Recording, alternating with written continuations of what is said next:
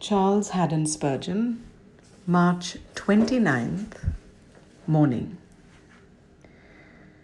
Though he were a son, yet learned he obedience by the things which he suffered. Hebrews 5:8. We are told that the captain of our salvation was made perfect through suffering.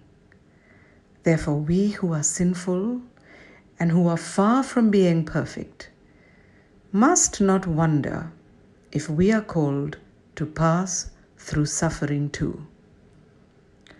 Shall the head be crowned with thorns, and shall the other members of the body be rocked upon the dainty lap of ease? Must Christ pass through the seas of his own blood to win the crown? And are we to walk to heaven dryshod in silver slippers? No. Our Master's experience teaches us that suffering is necessary, and the true-born child of God must not, would not, escape it if he might. But there is one very comforting thought in the fact of Christ's being made perfect through suffering. It is that he can have complete sympathy with us. He is not a high priest that cannot be touched with the feelings of our infirmities. In this sympathy of Christ, we find a sustaining power. One of the early martyrs said, "I can bear it all, for Yeshua suffered, and he suffers in me now.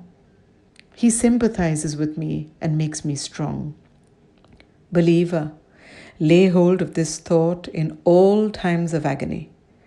Let the thought of Yeshua strengthen you as you follow in his steps.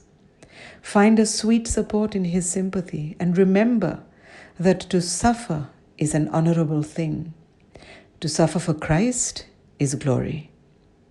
The apostles rejoiced when they were counted worthy to do this.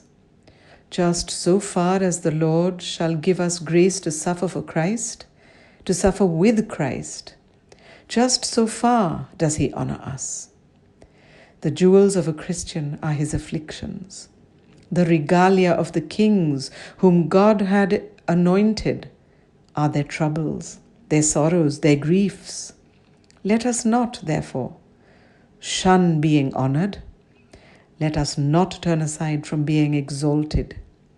Grief exalts us, and troubles lift us up. If we suffer, we shall also reign with him.